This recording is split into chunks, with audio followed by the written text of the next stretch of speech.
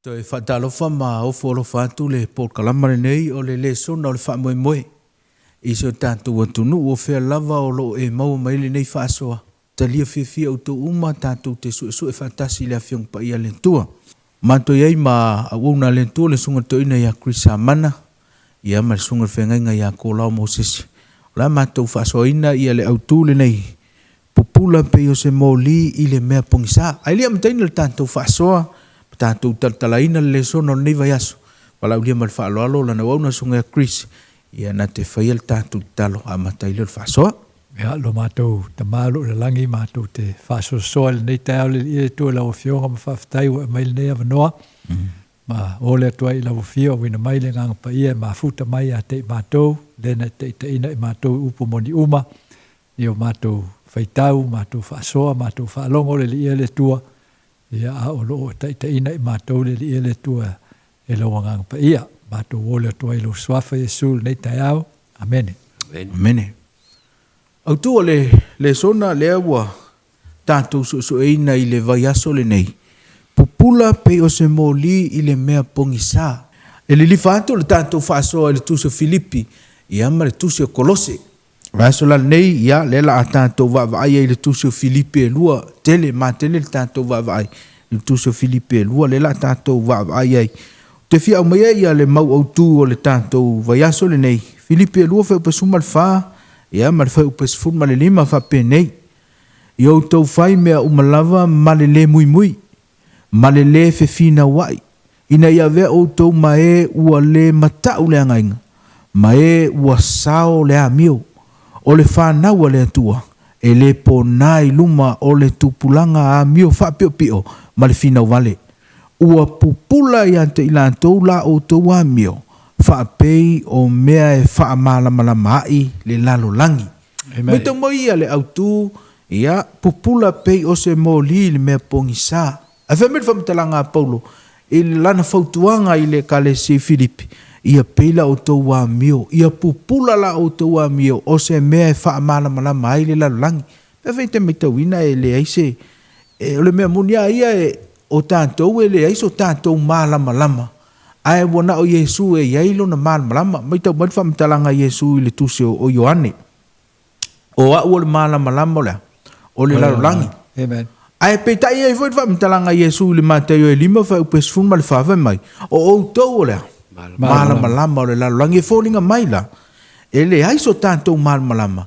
Ai asusulu Yesu ke riso i totonu i tātou o na whaifu i leo i tātou ma. Ma malama lama. E leo so tātou malama lama la. Au le malama lama o Yesu ke riso. Leo wātangi atu i atu i tātou. La whalau tele sunga i whaia onga vaso. Ne tātou whaatou muanga o tātou le so na ona whaasolo lo leo tātou whaasoa. Ia sau nola sunga toina Chris. Ia, tātou amata i nāi le si tanga lea mai le awhionga, le awhionga Jesu le. O tō o malama lama o tō o lana. Ia, o le whapopo mai le tua e Jesu o le whapunga. O le ai, e le lilo le tū i lunga o le maunga. O le maunga. E le mawhai o na lilo. So i nāra lau whaalau tele Jesu, le whaamtaranga mai le tangata tō tino. O e o le malama lama o le laulangi pe fo Jesu. O a o le malama lama o le laulangi. Ia o whaalau tele la Jesu le mawhtanga ale e kālesia. Ia mtau e lota tō le ai. O i naho i la e taulai ai le vai le apostolo Paulo. A o ia tusi e kālesia. Awa o le avenga na tāua i le anganga o le apostolo. O le tausinga o le savali wha le anganga le ekalesia. O le mea fau le savali wha le anganga awai. O le vaenga na o le tau whai Paulo e whaamatala mafu aina wala au e Jesu Paulo. E whai ma apostolo o le tala le inu ese. Awai le o se amio masani le amio le o tato moa mai a Jesu no wa fiu Jesu le langi.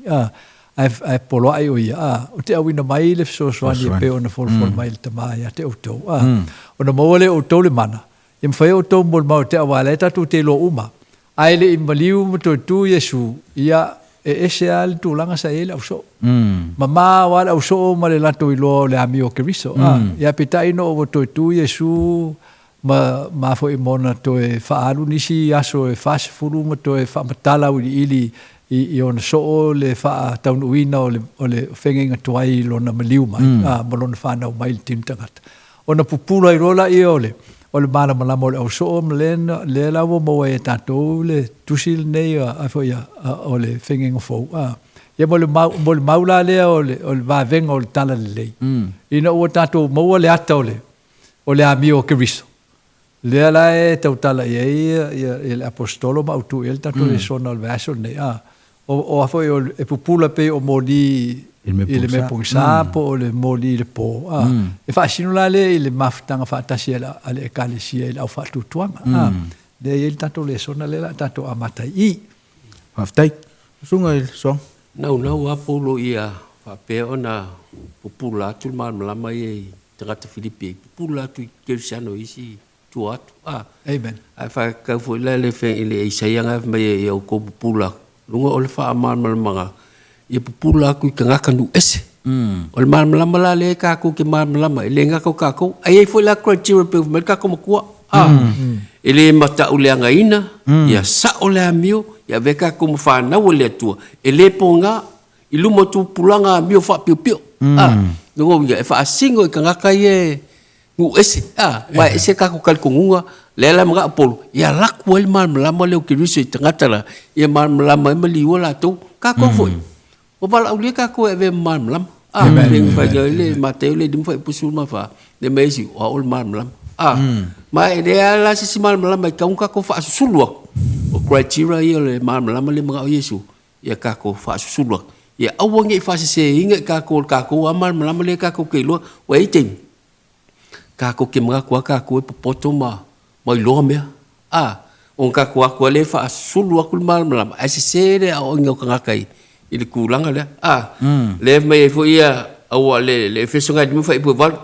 Awasa o tau le poli uli ana moa. A ole nei. Ua o tau le malama i le li. I nasa vavali e pei ua. Ia i le malama. Amen. Le lai wha kau e le ngā o kangaka Filipi sa ke sian sei. Ai maa foi polo. E wha asu sulu aku tangatangu es. Mai la tau e le maua le malama Keriso. Le malama la ngā le mana o le atu e tatu. Ia le malama ngā makorai la le ngā mai kako mkua kau loko la ngā. Le mga kako wha asu sulu aku tangatangu le umor malama. Amen. Ta wa ia le whantou moanga o tātou le sona pula pe o se moli wa o le me moni aia. Ia aven tātou wa mio e susulu antu lea. E se anganga o loa. E le oi loa lea. Le a mio a le antua. A ia tauina ia vea ia le pe o le aungani a Paulo ia Filipi. A vea lantou a mio e susulu e pe o lea. Malama lo langi. Mai el tatonu. O le aungani funa mo tangata o le antua le taimile nei. Amen. Awa le iso tātou malama. Ia o le pongi sa la langi. E pongi sa ato a pe a fai elea. E le sulu atu tātou malama. Alfa silio lan malama. O malama o Keriso. O le a mio ai. A le atua. Me tātou le sona i lona vaenga mua. O ia le autu whapene. Tātou ngā lulue i le mea o ngā lue mai ai le atua. Ai mana ia le whapetania. We work out what God works in. Amen. Lona winga ele whaina pupula atu. Pe a le pupula ia lea. Ia le malama o le tua i tu tonua. E ia le fwasi foi tau le tele ina peye e sala ese a. Le whai upure suma lua o le Filipi le lua le a sa tam whai e whaso ina. Le ia le whamatalanga a Paulo i le tau whai unga le whai upu e se funuma le lua. Whai mai. Ia o tau ngā lua e iai. Male matau a toa malanga tete. Ina ia whaaola ina o tau. Olo ia le whaamatalanga lea Paulo. Work your own salvation. Lono inga e fōlinga mauwhai mai Paulo. E whaola ina o i laua. Lau ngā ruenga. Ai awhai te mai tau ina le tele olu i taua Paulo isi ana tustusinga pe o le Roma ma isi tusi olo iai. E whaatau e Paulo le alofa tu no o le antua e alaila. I le whaatua tua Ai e pe whaasala ese le fwoi upu lea. Ai sau noa ia. Ia lo sunga i whia onga. Ia po le e tau whalatalata mai ia le tūlanga lea wa au mai e le whaiupu le suma lua e wheso ta ia ile ngā luenga ale whaatua tua i le alofa tū no Yesu Keriso ia ma le whaamatalanga lea Paulo ngā lua oe ia maua loa lo whaalatanga sau doa lau sunga Kris ona whason mele sunga ia e seanga tātou whaso Fa pula suma tolu nai fa la tele atile l'apostolo le winga ole o le vaenga le fa mai awa o le atua le la se mai l'apostolo mai i atato mal tato mata un tete ne ngalue i nai lo tato lava fa o tanga fa mai a o le atua o ia o so a fa mo fie o ia le o lo ngalue tonu ya te o to ini o to loto ina ia o tau loto e ngā lulue. E whaile fine ngā lua lofa o le tua. So lai whaalau tele l'apostolo tu langa la ea. Ina ia tātou i loa. Awa albe mua nā tātou te loa e whaatauanga i le amio ke riso. E leo se amio e nātura i tātou. O le amio la o le amio a le o mai e ke riso e a tātou. I le whai tuwhai. So o le ala fa apostolo o le tūlanga lana le ale in fa o la nga lue la le tua no fine ngalo i tonu o to loto o va nga la tato e a foi o le e fa lo mai apostolo le il fa busuma lo ma ai o to loto la e fa tanga lo tua e fa nga lu nga la a wai o inai a mata mai le mumu o modi pe a suruia le mala mai o le soifu o le tua e ale a Yesu ke biso lena o al mafu nga toana na ni liutin tangata le tua ina ia na fio mai fa ali mai atato e mfai le tangata na fai le tua i le fuefu ona ana matausi polo inga le tua ma savali e tu sai mai fina ngalo le tua pe on fetala Yesu i te mi uma o lana fe mala nga inga ilana ngalo o ia mal tamae e tasi.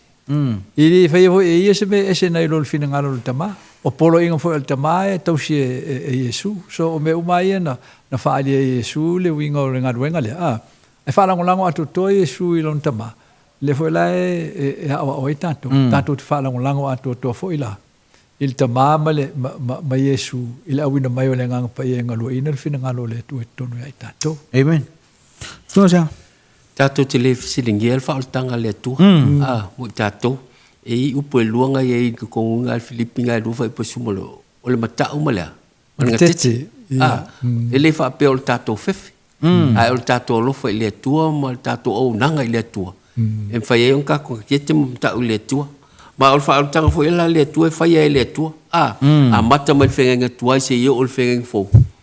O lang fa o tanga, fua mai whengenga kuai, o mai whengenga fo. Fa tau nu fa o tanga le tua mai le tau el titolo le fa i posul ma se wa o le lo fa tu no le tua wa au mai ai le o tanga amen le lo ka kula o le tua mo na lo fa le tu no le a mai ai lo tanga ma ti tato ma o fa ali mai i tanga ta lava amen ele nga se va ngo la lange e mo el fa o tanga le tua o fa o tanga mo tanga ta lava le tua Lela e fut ka ko vai ngal fa tanga le tu o fa ni lo tato lo fa susulu aku bele ya ka ko sa fonga ele fa pela le mai foi a mai ka ko fa ko ko elingal wen ya pele e fa ko ga fa to tu lela fa tu ele ngal e foi la ka ko vai ka fa ngal wen fa fa kas ya mo fa tanga tata ai a wo fa peo ka ko ngal wen ka fa lo nyai tato ai o le lo fa tu no le tua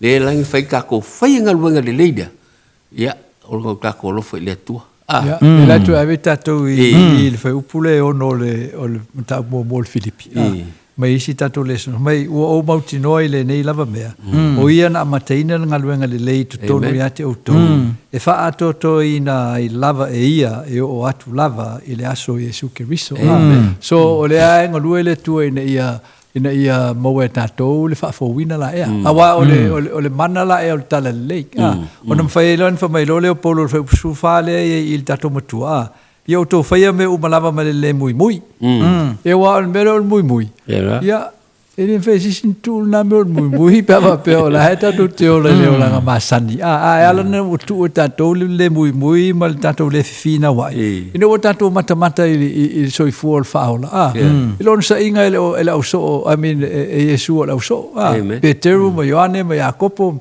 le mui mal finga vale o vanga le ia o lato mata ile il fatinonga Yesu ia le foi la fa manatu mai polo o me la ia ele fa pe sa ule tua e se lo mui e fai oi o le mea nao feelinga oe o la e te iloa o lo mui mo lo fina o vale e ta ape ai i le mafutanga whaatasi o le ngaluenga le tua ma le kalisia le tau atina e le ngaluenga le ngapai amen te lo le umarino o le vaenga le a ele o fai mai paulo ngalue o e faolaina o iawa ia ngaluenga a e fai mai paulo a sense o ele nganga o le tua le ngalue tu ante oe ona suile o laua a mio ua e ngalue loa ia wa ele ma fai fo io ele tu ona fosi oe pe a ele fina ngalo ia o te don ma fu anga fai mai paulo ia ole e ala ile lo falongo ina o ngalue ngale tua ia ngalue lo e fai sea fa tanga le tua e fa sa o lawa mio ia o ma tanto fa so va ngale o le moli ile lalo langi pongsa le tal no fa pesuma fa te lo le sa tanto tawa ia ale lan tu amata me sunga ya sanga ia va ngale fa so me sunga krisi ona tanto me ia ta o e tolu angi va ngalo mana o polo ile moli le ka ko fa so do me mo e tau sia le ngalu lui fa tas la lu ngale me awal mui pe me fa ipunga sumal fa awole ta ufa le anga ina le tasi ngal filipinga do fa ipo sumal fa ya longa dua mio le pona le ngal fa ipo sumal 5 usta ile tua alo ese mai mio le anga awal finga vale singa me le mga o ya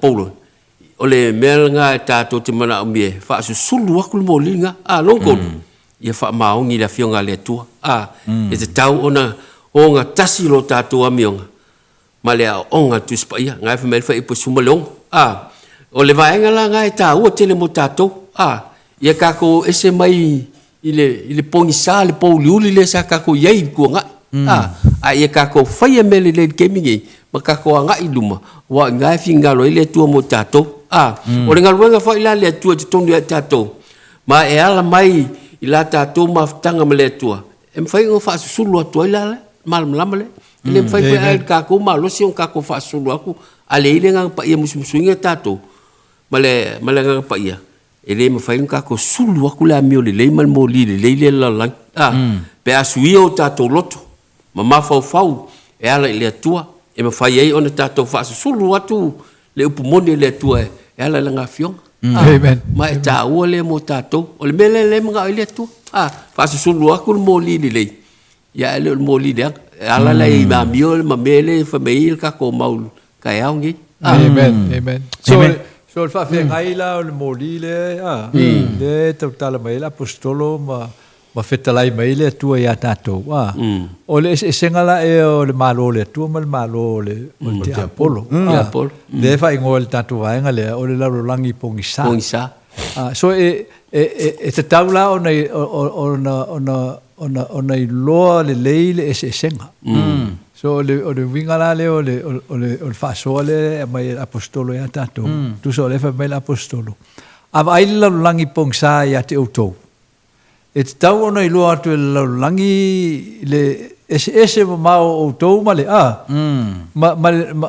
ma lato a wai ese fa vai ole o la foi o ngai o inga fa langi e ma fa vai o ngai o inga fa le tu o le malo le tu so o a mio ma winga u mo tato ia o le tato mai wai le wa tu so le upa l'apostolo e o mei e la langi pongsa o masangi e o ko o me sa to fai foi o inalen o mai o to le la o mai o to i le la langi o malama le ya Yesu ke vis so et taula o na ali le la foi le senga te le o le foi o le la langi mo o to e ana le ia auto wa mi o faali awa e mokingo ai le kusal langi male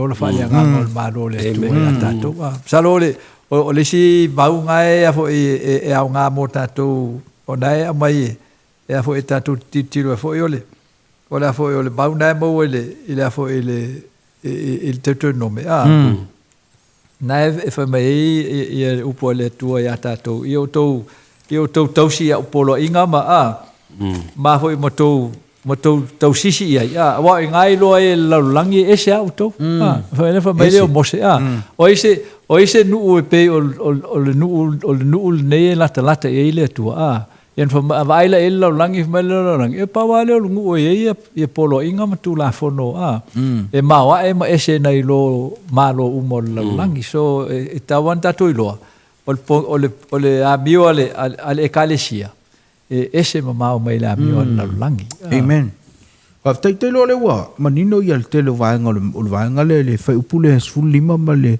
sul fa ia o nga fui mal fa pesuma le ono i le fam talanga le fa tau ina sunga ya kola ve mai i le fa upule suma lima ini ave to mai ua le tau le ngaina ole manatu tangata ole wingo le upule ole ua le sianga ole sianga sala ai mana ia fam talanga le au mai tonu tantu le le fa tu sel fam talanga tu pa ia tangata le yop le foi fa ngaina le upule ole lema lema ta ole ngaina po le blameless fa me ia le sona le vai sol nei ole fa liung ole upule au mai le fa liung ole blameless olona winga ole upule ole harmless ele va pe ole ei sawa nga sala ai ole wo fai ole melele ele anga ai le stangata ele anga i foile fina ngalo le tu ele va pe ole anga sala wa ole me muni o tanto ele tanto na tu rang sala ai ole mele fina ngalo ile au mai ia le upule ole le fa liwina mai ile blameless ia ole fa me ole harmless ele ole le anga sala ai ole ami ole le ole fai ole ele a fai nai ele ti ngai le stangata ele ti ngai ia le tu wa le fa punga fonga le fa nga ina le fa mtalanga Yesu ia file mu pe ole lupe ole innocent as dove ai ile fa ele ni le fa liwai ia harmless lo no winga ele ti ngale lo to lista e telefese me manu ele lo to lista telefese me manu ai fina ngalo ole tu ele va pela wa matua mama wo le isa wansala ai ola wa mio e mana ia le vai ale tu mana ia le vai ai si tangata ole pe ole vai ngana le e to fa popo to ai vai nga matango fiele na lu fa so ina e lo vai mai awan ia veta to wa le tangata wa ono ia awan e sia sala ai e tu ma wa tanto e il tanto wa naturang sala ai ola wa mio ya tangia mai ai fia ile tu fia ile sia lisi tangata pe ole o nai vai nga na to fa popo tu ia ile fa so matango fiwa le wo tala ina ia me tanto fa so ia ile taulanga ola o taulanga ola te lo le e fa sino malilifa le so nga ole vai nga le ile tangata le o Timoteo ia ai sau no ia lu sunga ama sunga sianga fa so me le so to ina Chris o fa mo Paulo poleale me tupu te fa sa lo to ino ia a ia tato mole lo tas le fai fai po suma fitu le lo fai tau na mo tato fai pule suma fitu a fai foi fa malinga lo toto i lunga o le taulanga malinga luenga lo tato fa totua o te oli ai amen ta o yo puya po pole ale ki nga pole ale fa malingi ngo lo koko po mo malinga luenga le tu matala le e fia po ele o ka o mai la polo fa pe fa ngo ai le tongi ola le ga ke faia pasi o ki o ia ai fa malo si ai tanga tal ton tal ton ia tal ton matu mau le tua ia ma fa ma one tala ia pel tala le mana oi po o e tau tua tu le lo tele male a mio pe o fa na le tua le mol mau ai fo ia le romanga mo moa fa Roma suma lua fa mo ya veta toma tau langa ola amen e ka langa le mga ole tu ya tato de nga ko meto tino ka ko kingo e me uma e me le e ska ka me ka langa ola o fo ko kingo le yo me uma le ka ko kibo ka mo fa ka langa o fo le ku ka langa ola nga mo ka ko ai le va pe va ku ser kingo fa sioki ka ko ma ele va pe fa sioki ka ko ai fai le me sili mo le tua ia fa pe o nga mo ai nga mu ka ku kaulang o kaulang ola la according ia Paulo o le tala ia tu le tala lei e wina ya keriso amen ia ia Ta ol vai nga. ia pule ai tanto ele pule awa le tua e toi fa fo ia tanto le fa tu so le tua o wa o le mele o le lo no o tanto wanga sala o fa se tanto el fa se ma fa lo ti apo io un tanto fa longo le fa se ia ma pule ai tanto tu na voltino na tanto wanga sala ile wa la fa mtala e fo e Jacopo le ia stepula io le o taunu o tangata le sala on tol tu ina ia on fa na mai le o le o lang sala so inala no foi le ngaluenga le al fa senga foi le ya tato le tono tanto tino mo tu ina ia ona tam fai ale o ti apolo e a foi e ngaulo tato fa tu tu ile tua I avano umana te maua ai tatu fa longo upu ia al apostolo le romane suma lua tu so lai fa mai ia o tu inatu o le loto malie o vai ngala na tatu we loto ina ave le vano ile tua le fa mai paulo o ia na o ngalue tonu ia te utou amen ai loto la tu atu lo ia lo mafo fau po lo nga wa inale tal no ia ile maua ia on saule le nga pa ia e nga lu ina tonu ia tato il tato fa tu e fa vai lungo le moli mau le fionga ne tua ia ma fai ia la tato ona fai le afo ile fatinonga la e ole ole o tu atu tato i man ongo tato ti wa winga na le mere fa pe wo ele to nga sala a lu wingo le mea wo le to pule e tu na wo tino ia lo ma fa so a na ola lo tino le mea la ma se ne wa le fena ave se o le mea la pe an fa maltus ele fa era antiope ona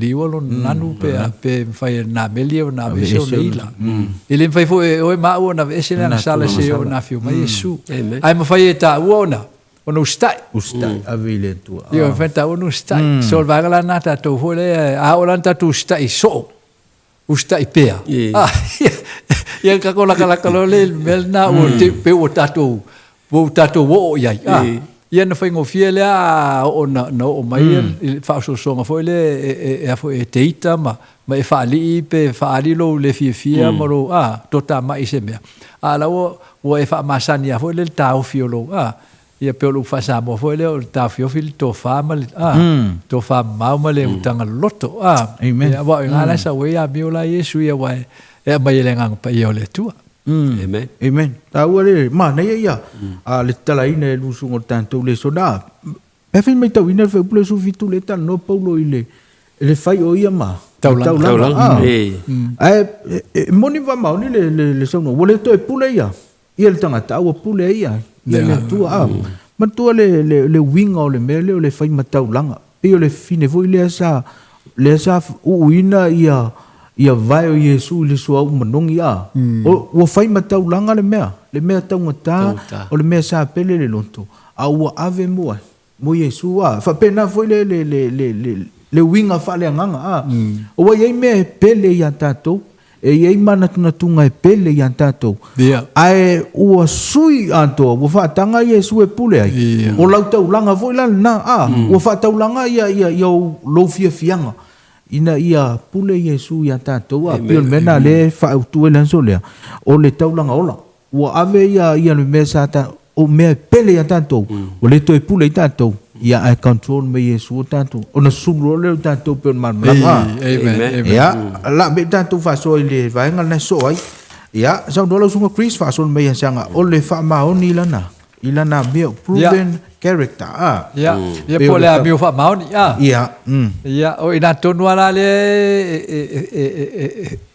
fo so ai ia so falai la le tu le fa le ranga mal fa tino awa le to tital no I moli mauola le tal no ia Paulo ia Timoteo ma e farot ia on fa mele o fo Paulo ia o kanga ngi fa mau o tangata fa mauni o vaenga le fatino le fatino o le muli a Yesu o le vaenga la le fa mama fa Paulo I mo tatou la o le tatou awai le ngaluenga o le faultanga amen O le tātou I loa aila I o le winga o le ami o atotoa o Iesu. Awai le nga sau Iesu e a fo I wina tātou I o tātou ami o hoi le tau e apostolo. O le to sa vali lal tino e sa vali lal nganga. Ai e au fi ai la mal tātou fai mamoli mau mo I o almena len fa me Iesu lan polo inga ele e fiore lang. Fa te tali Jerusalema. Se on to mo le me o folfolina me le tama. On fai o to mo mau moa. Ma fai ento fa to no la polo inga le na vatu ya te to au tele a foi le tu o to e o to o fai no malava so le au nga to al na o le a mio fa ma oni le ta no ta to va nga le a ta to fa ma oni la ile ile nga duenga le tu le te fai fa a to I to no ya ta to ile ta to fai fa ta langa ofo ta to langa ia Yesu ona tu at foi le ato tatu ola mol faultanga ngaduenga ol faultanga awal tatu ta o veino ol fa ol tal leila langi amen ya faftai sunga sia Te lo Timoteo ta o ya e Paulo ya Timoteo lo Natali se tasi fo ile o apostol sa fa pene so swang ya Paulo amen no fo Paulo mai tau observe fa ka ko ka observe le penga fo lan me Paulo fa I uli eto lu tipo Timoteo ma epifar ina ua matua I fo la fa le nganga I Timoteo ave Paulo ya me tau mai o tangata e tau lilia tangata leo Timoteo saya Timoteo la nga waa mo le ngaluenga le tua tolu sa tau e Paulo ya Timoteo I olo na teli pe ono fai atuai sa fa alo Timoteo ya Paulo pe la volon tama amen ma o criteria se o Timoteo nga lai lo fa ngoe e Paulo Timoteo o ia tangata fa maoni langa mi lu mo le tua wa sa ia tete Timoteo fo sa so dia Paulo tu singo tu sie ono le o kongo le kuspaya ma ta o le motato le la o mai kusie ya o tato never tim ta o la le tu langa o Timoteo nga luenga le tua wa le tangata le o ma losi longa o langa fa le nganga ile tala ina tu le tala le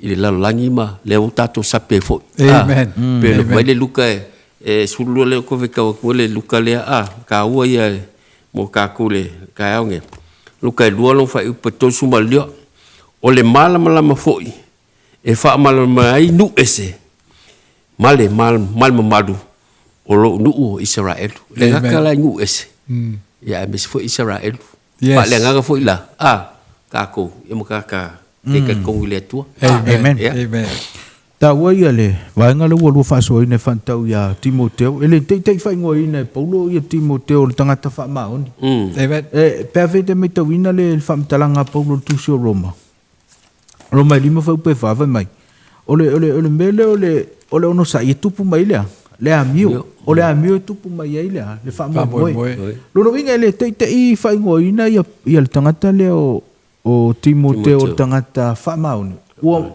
ui le tele wa tofonga ua ilo le Paulo ua leva na ua ta pena le amio a Timoteo e ua ui tofonga ua ui mea whaingita ua ui whaososonga ia ua pasi lana amio le vai a Paulo whaingolo e Paulo lono winga o le melo ta ua tangata whamauni ele se mea whaingo fie ai ute iloa ua fui tanto ua tangata whamauni ute iloa tele fui whawhita uli sa tanto ui ai ia o tanto lava ono sai le ngaluenga ale to le lui fona ave istanga ta ele o lava ono sai le ngaluenga le tua ele wefo na ta os ngata fa maun ya ai le me wala no ta we fa e Paulo tanga to Timoteo e tele me fengta na ui ai sa ono sai ya amen ya me tanto fa so tanga to le o e faroti ya le ye le autu le mai fa ya ma fa lo tanga ta fa pe to nga tanga ta le ya e faroti ya so no lo so Chris fa so me sanga ya fa mo lo ta tu fa so o le vai nga ta we e faroti o le awina to e Paulo ele ngata to awina e Paulo I Filipi awa o ye pe foli mo o ye sa mo I Filipi e mo le malita la ya o le anu atu ma avatu ai mal tusila le e tatu su ai o Filipi o ia ka fi au le nga o so le la e fa ma fa Paulo le ta uala e ia on avele Paulo tanto isan tu singa pela o le perisuma luala le ma ele fa mo le tanto te tirum fa long le titi ia fa ma o le nei o i tanto foi o lo vanga ia le fa potonga e mata mai e fa pe ona tote I nata tu e se ia o mea mafa uma a toa male anga sala e fa la lave mo fia I tatou tau fituli male onu sai le ala tanu o yo tatou luma so ole anganga le a toa o le tau mwhai o Paulo fo le tu fatasi a toa le winga ole ta ua te leo o langa o wha maoni e o Timoteo mai wharoti ole wha maoninga leo o tangata o tu atu a toa no o la wha tau langa ofo mole mau ya Yesu ke viso wa o fa mo nga tala leile na leino na família tu spa ya wa ma fo ia te ia le la fo le ma na e fo e fe upo ma ia va ya tu ya Yesu o le na te ina ma le na te fa atoto ina le fa tutua o le no sa il sa toro na fa ta va ya te ile ma ono o di sa tu yo na luma o le la le sai lumo Yesu le na va Yesu o le temi wa fio e langi au saule nga pa ia tupu mai fan nau mai ele to tele tangata na fa tu ya Yesu e a fia ma Paulo ma e farot Timoteo ia me se tanto ne lo le kalesia le temi le amen sia o le mea ke o foi tangata ne e farot slanga ka fa pau mai o ie nga ke fa maruinga ia fa finge a tua fa finge o Eleni e ifo ia a ino oli ua la tangata ne le lang mai loia Paulo o ia o lo uso e so tanga moni fa le a inga fa kirsiano le si mea nga mai kaunga Paulo tangata mai o tangata whainga ruanga lele o il Paulo fa pui au ia nga mai kusi ave laui ko ia ko foi o tangaka whainga ruanga lele mai o se pe o ia se fika ngo kaka ko lele ia ma losi loto ma losi ma fau wa ele whainga ko whainga ruanga pe le ko lo ka pala ai ka tu ke oi mai le mai ia Paulo o ke fa kusainga kaka nge pe se fika ma o la au le o ke fa tu ina o ia al tanga li ua mai pa pera fu tato amen pole al ka ko leanga a fa di uinga ka ko langa le tua amen em fa le tua ngal wenga te tele te ato ya la tu ilanga fe au ole ta ua ngal ka nge ya o me te tato le fa maoni ya fa ma sangi I folinga au unga mo le tua ile nga o ka tu te au ona ye ai ka ko au unga fo le tua ia tongi olang fai le tua mo tato le la ve ma ka le faroti ko ngiola fo nga fai le tua mo tato le la tato ti sapi tulanga ni ku so te inga fa mauni le mo tato temine ku so so fuanga e te sa no ai ma tato fa so ai o langa o tangata wola fia mo le ele ka ko yo tam fai e pe o mele tal no ai ele tan pe o tam fai ina ia to o to ya sala awa ma fa fo fiu ka ke fiu ka fo el pa o ele fai nga mo le ola fia oli o ma kwa o le ko ka o si me wa o si va ngo le songa e mo mai ya mine mun mai ia la tatu fa long la apostole fa tala Paulo ia le au nga ngi me ka ko ka sinyo ai ka ko oli tala le amen ole fa ana Paulo na ave ya timo ele ngato e faro ti Timoteo fa ngoi Paulo ia Timoteo ma e faro ti fellow workers ngalwe fa tu sale lanto e o voi le tala ya Timoteo man to la uma ia le temo Paulo wa le fa pui a falling mai e loka e te wo te fa pui ai to si ya Timoteo chawa ma mai lo ofu le ngalo yo le sa ngalo olona fa tu nga ole mele le wa fa me pola la o mai le winter le tau malu chawa ma ta ofu nai na o ta mai le matua ave antor fa tu Paulo ya ia Timoteo e fa pena vol tanto va ai ngal venga le ia e tau no tanto va ai mais tangata o se tangata matua fa mo ina a umantu wa la wa mautino wa a o tangata leila ngal venga le tua ia fa pena vol va ia le si tangata ia ta ilisi ia e va pe ele na wa ta o mai tanto a umantu ele polisi me te pole le wa a o leila mai ole mal na le tau tale le so no verso nei ia mau i tātou a wha atu muina i tātou le ngango le tua, tātou te le pole ngalwe ngale tua, o le ili si tangata e sili fo una, wha atu tua ina a, o uma tātou wha soa, talo i le ngango le tua, wha atoa i le tua se vaenga wa leo o ele mātou wha soa, ai te talo i le tua, o le a se vaenga tā ua wa maua i le tātou so e ngali nei aso, wha tupu i le tua i lo fina ngalo mo tātou lotu, a vea i tātou ni mōli, e mumu mapupula, ia i le taimi o le leila lo langi whengta wha ai wina sunga ia seanga tātou wha soa i se talo. Whaftai le tua lo wa whionga sa mātou su ina le tua. Whangai no mātou tangata wha tau waa ma le tau aloa le tua. Wha soa atu lo wa whionga. Ia lo atu fo il nei fi au mo i la tolo mana. Mia le malama mai lo whio. Wha malama i nai ma wha to i nai o la tau loto ma fau. Mātou te sauni wha tasi ai. O le aso e toe fia whaaro mai. Talia mai mātou, wha mangalo i mātou. Ono lo soafa Yesu. Amen. Amen. Amen.